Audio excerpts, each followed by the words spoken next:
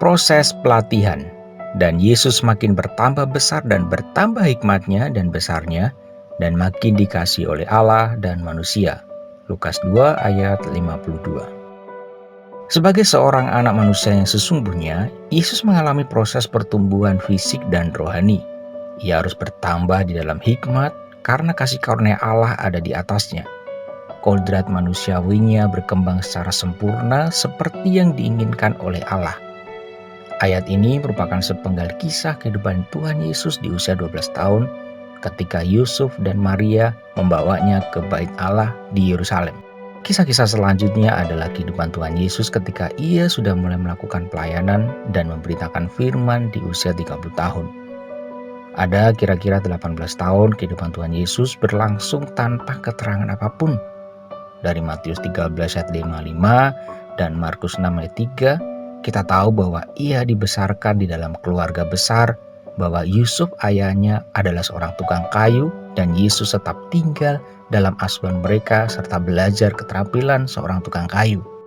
Dalam tradisi Yahudi, seseorang dianggap dewasa, matang, dan cukup umur untuk mengajar adalah saat berusia 30 tahun. Pada saat ini, orang sudah diakui sebagai guru ataupun sudah diakui menjadi orang yang matang dalam memberitakan firman. Jadi sebelum berusia 30 tahun, Tuhan Yesus tidak dapat mengajar maupun memberitakan firman karena belum dianggap dewasa oleh orang-orang Yahudi. Beberapa penafsir juga menyebutkan sebelum Yesus memulai pelayanannya di usia 30 tahun, ia harus menghidupi ibu dan adik-adik laki-laki dan perempuannya.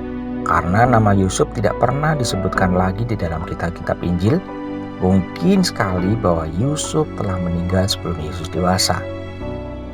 Kita tidak sedang membahas dan memperdebatkan hal ini, tetapi kita bisa belajar dari kisah ini bagaimana Yesus mengembangkan dirinya, bahkan memperkuat panggilannya justru melalui jalan ketaatan dan pendudukan diri di bawah otoritas orang tuanya sampai mencapai usia dewasa dan siap melayani.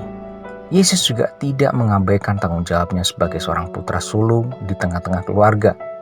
Yesus juga melalui proses dibaptis oleh Yohanes Pembaptis demi menggenapi rencana Bapa. Yesus pribadi Allah sendiri yang ketika menjadi manusia demi melakukan rencana penebusannya bagi hidup kita, tetap mengikuti proses yang ada sehingga hidupnya semakin berkenan di hadapan Allah dan manusia. Jika saat ini kita harus berada di bawah otoritas dan penundukan diri, jalani dan nikmati setiap proses itu dengan keteguhan hati. Sesungguhnya Tuhan sedang melatih dan mempersiapkan kita untuk sebuah tanggung jawab besar sebagai perwakilan kerajaan Allah dimanapun kita berada. Amin. Tuhan berkenan kepada orang-orang yang rendah hati dan taat akan firman-Nya.